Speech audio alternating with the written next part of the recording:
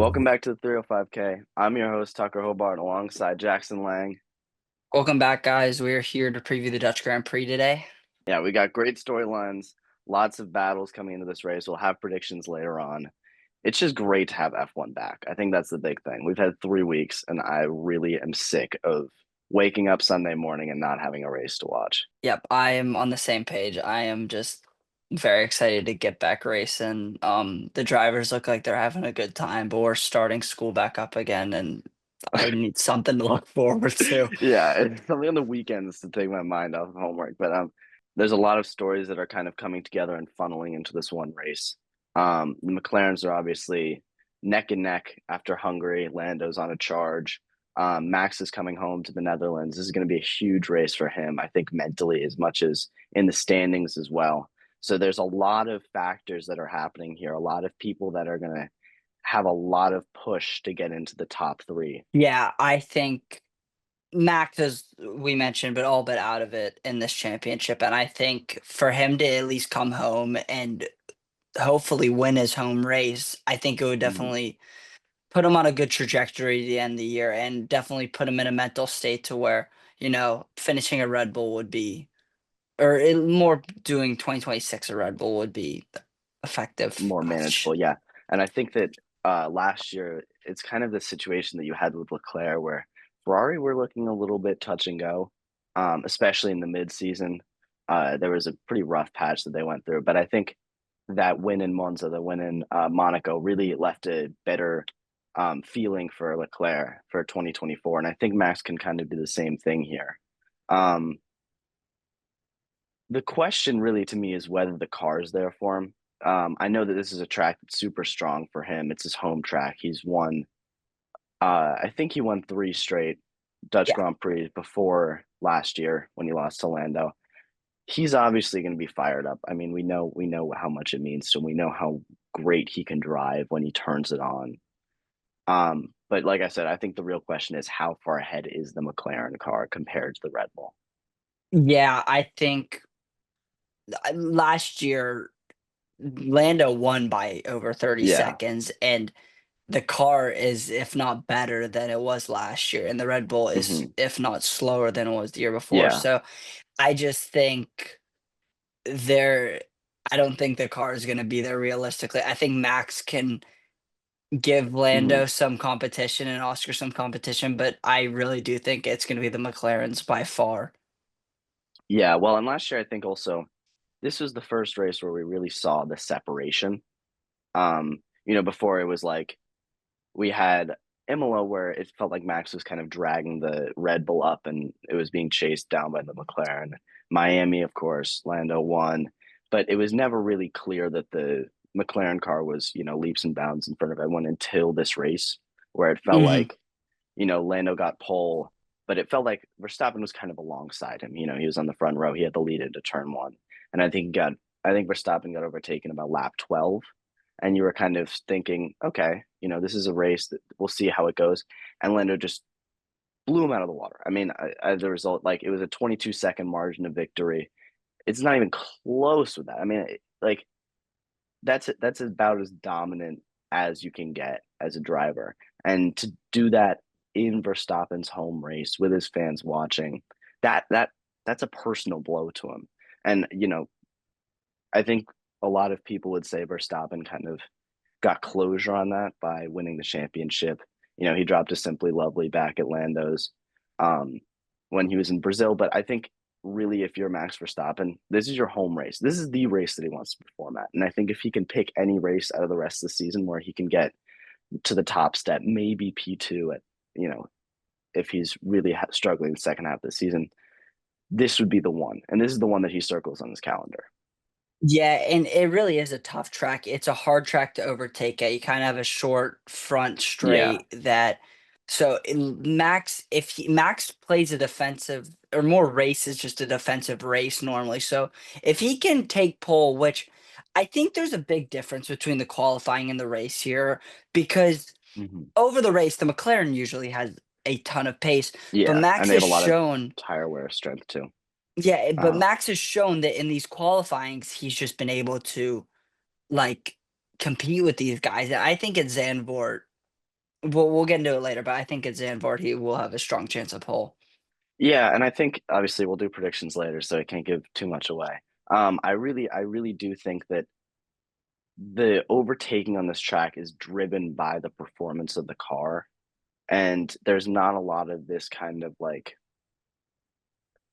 equal performance overtaking, if that makes sense. You know, you have some tracks like in Monza, for example, where you have a lot of chances to overtake. So, you know, two equal performance cars can battle, or, you know, Bahrain the same way we saw with Leclerc and Verstappen in 2022, I think most notably. But in in Zandvoort, it's really only the pit straight that you can overtake on.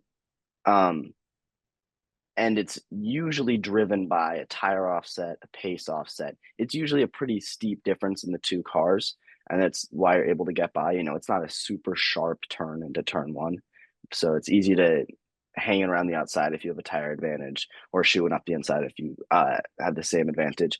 I think it's really hard for someone like Verstappen to get back in front if he falls behind.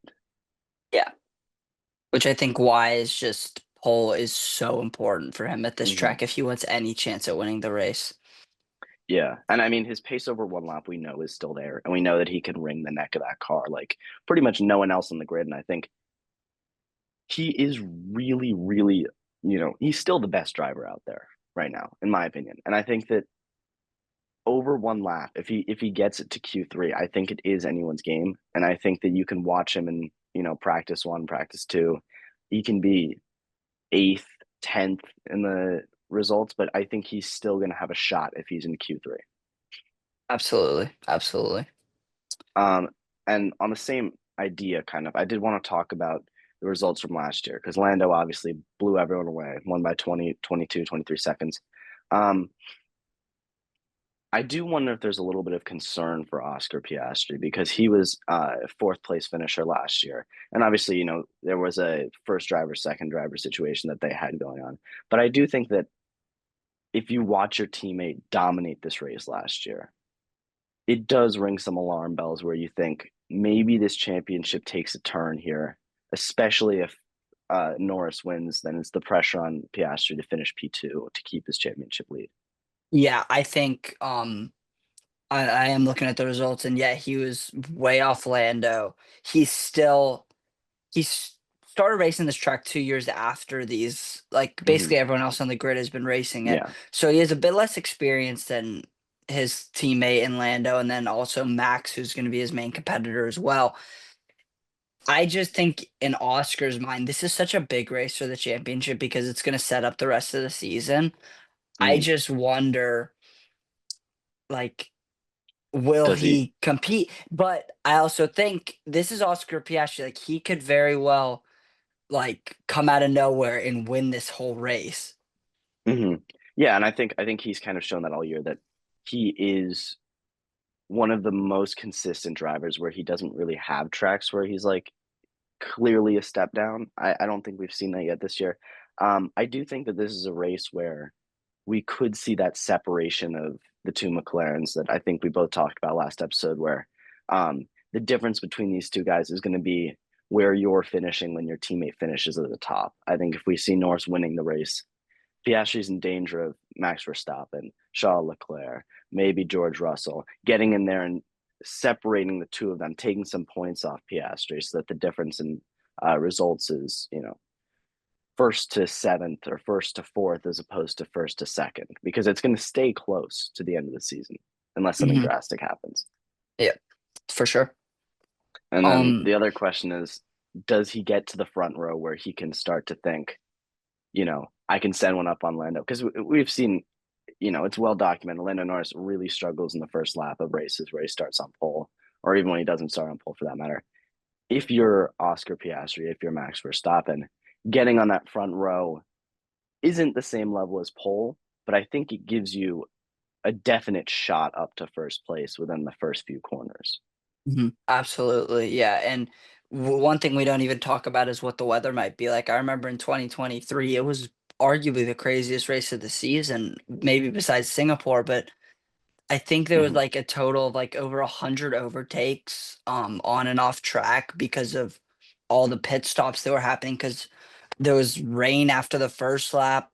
There was like then it was Yeah. dry, more rain, dry, and then Pierre Gasly ended up on the podium in an Alpine Hmm. because of like well worked strategy. And I just wonder, like, If you do get obvious, another surprise like that, yeah. I Not to cut you off, but I did no. do a little bit of research there. I do see rain Thursday, Friday, Saturday, Sunday, and Monday in Zandvoort.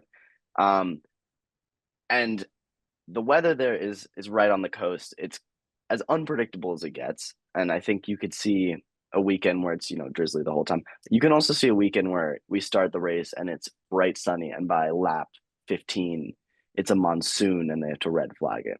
So I think of all the tracks, it's very lots of banking in the corners. This is one of the hardest tracks to drive in the rain when it's out of control. I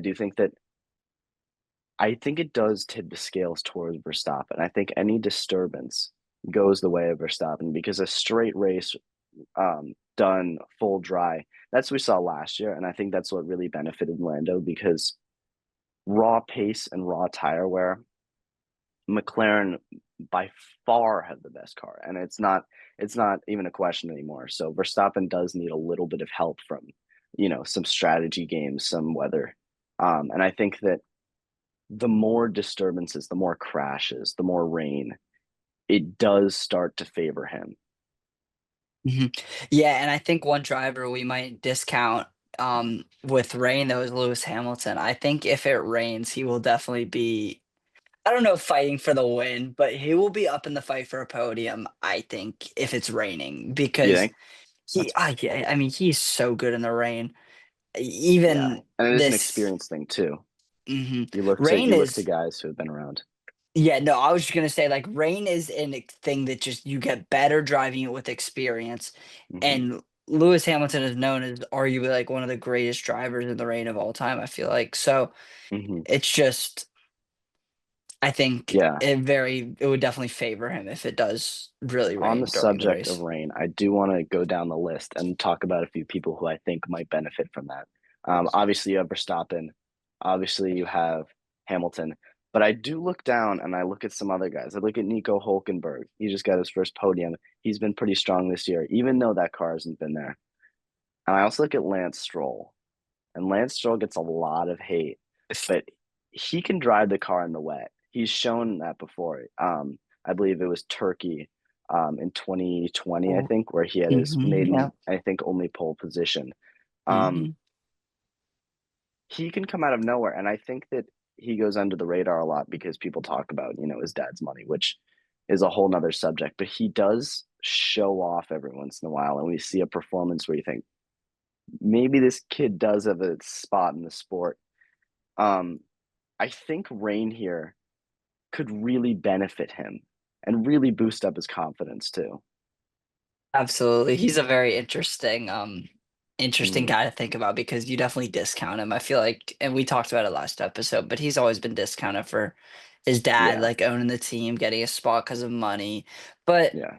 it And really is, by no means am I a fan of Lance Stroll. I just want to put that out there. But yeah. No, he but I has think it shown is, he has shown ability in the wet. yeah, no, I mean, he's just like you gotta look at all the drivers. Like you can't just Mhm. discount him because you don't like him. But he's definitely, and I wonder if his teammate Alonso will put in anything. I mean, he's driven a very long time and has dealt Mhm. with many, many, many wet races. So I agree I'd with you. be interested to see how Aston Martin would do if it does rain. And I think they're starting to close the performance gap just a little bit. I think at least over one lap, they've been very strong in qualifying. And I wouldn't be surprised if they have two cars through to Q3 again, maybe fighting for the middle of the top 10, fourth or fifth. Um, it does level the playing field a lot, the weather. And I do wonder who's going to take advantage of that, who's going to come through. Maybe Kimmy as a race back where, he can find it again. He was great in Australia in the wet. Um, But I do look at drivers who are struggling and wonder whether this is gonna be an amplifier or kind of a bounce back opportunity for them. Antonelli's one of them, but also Carlos Sainz. Um, I look at Yuki Tsunoda, Ollie Yeah. Behrman. I think that those guys might just, you know, get one wrong turn, get one brake input wrong, hit the throttle too early, spin out, and lose even more confidence. Signs, lost it in Australia. I think Behrman did as well. Um, I really don't know how these guys are going to work out in the rain because there is only, of course, 10 spots to get points. And there's probably going to be crashes. There's probably going to be DNFs on this track. We've seen it before. Um, and where you can end up keeping it on the road, keeping it safe, I think is a really, really big factor into confidence, especially for those guys who have not really seen the results they want this year. For sure. Yeah, I think it'll be very interesting if rain comes into play. I'd be very excited to see that. I Hmm. love watching rain races. They Yeah. always bring this element of surprise that Hmm. you're excited to see. All right, I think we should move on to our predictions now. I agree. Okay, so first of all, we got to look at Saturday. We have to look at pole. There's a lot of factors going into this one, and when you get down to qualifying and it's over one lap, I think it evens the playing field too, where you don't have to worry about the tire offset that McLaren clearly have. And maybe it's the hopefulness, maybe it's the storylines, but I do go to Max Verstappen for pole position. I think that he can get it done, and we've seen it earlier in the season. I think he is the best qualifier out there. We call Russell Mr. Saturdays, but I think Max Verstappen is also Mr. Saturday, and he doesn't get the credit for it because he's also been so good during races. But I think he's going to step up and get his home pole position. Yeah, I'm the exact same. I really do think that Max just he seems like he can keep up with these McLarens on Saturdays, Hmm. like always. And it's his home Grand Prix. He loves this track. He's been very good at it, whether even after Yeah, last year when Lando did win the race. I yeah. just Even think getting that, P2 in that race is still yeah, very impressive for him.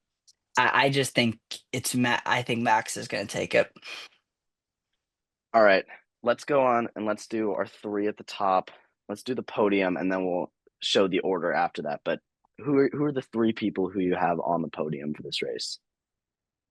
Um, I'm gonna go Max Verstappen in third, Lando Norris, and Oscar Piastri taking the win.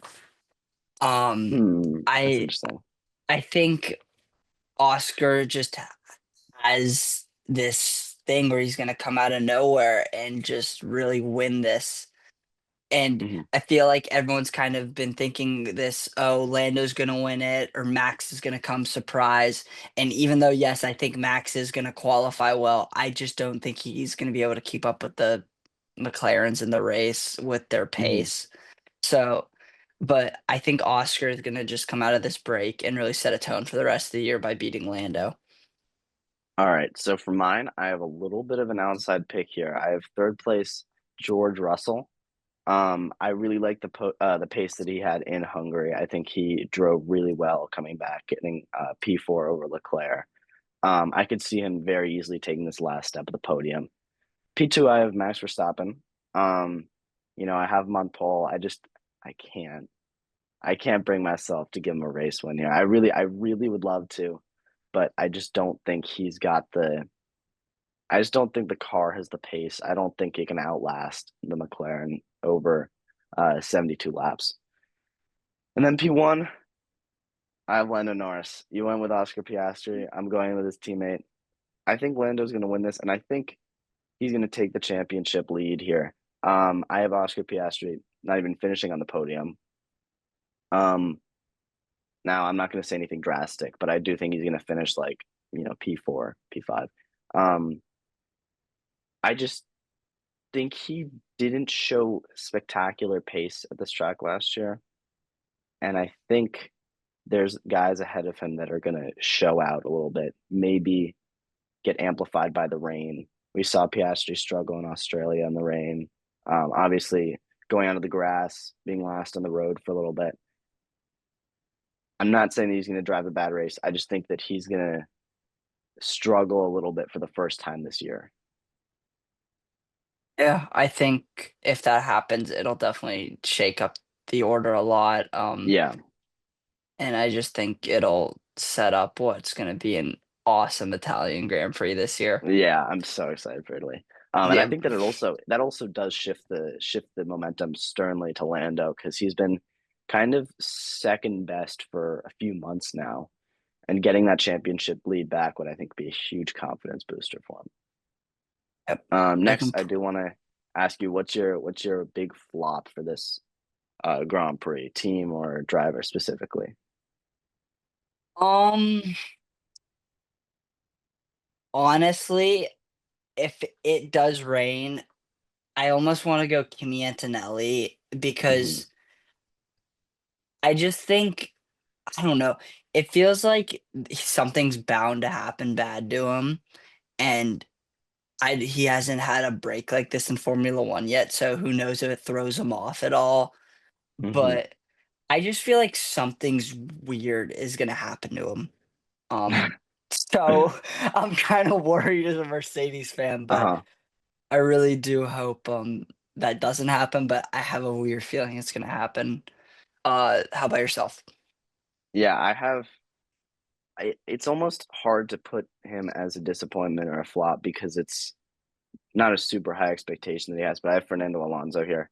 I think that as much as I don't want it to happen, I think this is a DNF race for him. I think that he's gonna have a moment, he's gonna lose focus, he's gonna have a car issue. I can predict the DNF for him. He had a really rough start to the season.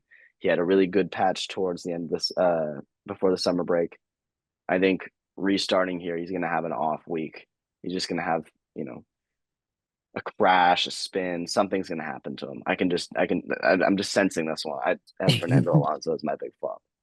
So, if you were to pick someone who you think is gonna surprise us, who would you have? Um, it's a tough one because I do look at the standings and there's a lot of people who have been in the mix. And the only person who hasn't gotten a point yet is Franco Colapinto. But I'm not picking him because I don't think he's gonna score a point. I'm gonna go with Ollie Behrman. I think he's gonna have a good race here. He struggled in the wet in Australia. I think if we get a little bit of rain, he's gonna be focused. He's gonna have a little bit more experience. He's gonna know what he's doing. Um, I think that he's gonna have a better end to the season than he's had to start. I think it's almost surely for him. He is a good enough driver. He's had some experience. So I do think he's gonna perform decently the rest of the year, and that starts in the Netherlands. Yeah, I like that. I think personally, Pierre Gasly is gonna have a really good race. I feel like he Hmm. really likes this track, and I mentioned Yeah. earlier, but 2023, he even with a good strategy, he still did have a podium in Hmm. what was a pretty bad year for Alpine. Yeah. Um, And not to mention last year, he was the best finisher outside of the McLaren, Red Bull, Ferrari, and Mercedes guys, which, is only P9, but still, it's pretty impressive considering, the best of the rest characterization that kind of holds. yeah, I just think Gasly, he's very good at this track, and I just think he will pretty certainly be in the points. Mm-mm. Yeah. I mean, that's a strong prediction. Now we have to kind of go into the more out there bold predictions. It's very disappointing to me that the prediction that I'm about to make is a bold prediction. Um, it really hurts me that I have to say this is bold, but I have I have Lewis Hamilton finishing over Charles Leclerc. I think that Leclerc's Ooh. had a really good season so far. Hamilton has really struggled. I think the last time that he finished above Leclerc was in Great Britain. I think that he's going to have a pretty good weekend. I think the rain is going to favor Lewis. I think he's going to drive a good race, and I have him finishing above Charles Leclerc. Maybe even top four, maybe even breaking my podium prediction. I don't know how bold mine would be considered, but I think Nico Hulkenberg is gonna finish in the points this week. Hmm. Um, he's just been driving well. He's driven that kick very impressively, and it just seems like, He anything yeah, could he has been happen. very good. Yeah, Yeah. I just think anything could happen, and I think he will probably. I think I could see him in the points for sure. Yeah, P9 the championship. You know, I agree that that doesn't spell like a bold prediction, but at the same time, if you take away, um, obviously his podium, which is cruel to do, but if you ignore the fact that he had a podium, he would have been down closer to 14th, 15th. So I do think that that is a fair thing to say. That I think he has been really good, and I think the rain. We've also talked about that. That does play to his experience. It does play to his skill set. Um, One of the oldest guys out there. He knows what he's doing in the rain. He's a mature, controlled driver. He's disciplined. So I do think that he has a very good chance of putting in a really strong performance. Um, Maybe even second podium. Maybe, That maybe that might be a bold prediction. maybe Maybe, that okay. maybe I'll That take that on as my that's a bit second more bold than prediction. bold. Yeah, that one We'll might see just though. be that Never might be know. just stupid. Yeah. Um, but I think it is. There's so much going into this race, and you can say that about any race. I think we probably will say that about every race. Well, this race is, it's a Hey. big race, lots of storylines. But it is really true here, and I think Mhm. of the top three that we have, they all have a really big stake in this race, and none of them are gonna go easy into turn one, play it safe because it means so much. Um, Oscar Piastri, kind of the dark horse going into this race. I think you pointed that out, even though he's Which leading is the crazy to championship. say. It's Yeah, it crazy is to crazy. say, And but I overlooked him too. Yeah. I think he is. It just he like Lando has his Hmm. momentum, Max's home race, Oscar's Hmm. kind of getting thrown to the back a bit, and it's a big race for the McLarens. Yeah. It's And I gonna think that set a tone. I do think that these three are going to be the three first, second, and third on the road after qualifying. And the biggest thing about that is that I can see any of them leading after lap one because it really is anyone's game. And that's something that we didn't see in F1 2023. We didn't see it for a lot of the 2010s with Mercedes, but it has become a normality and it's really exciting. Yeah. And it's great to see F1 back. I'm so excited. I don't know about you, but I'm clearing my weekend off. I will be sitting down and watching this race no matter what. So will I. So will I. Yeah. It's All right. So exciting. let us know who you think is going to come out on top. Um, it's super exciting. Next week we'll break down the race after it happens, preview Monza for you guys. But it's just great to be back. Episode 2 in the books. We're looking forward to the race this weekend and the episode next week. So we will see you around.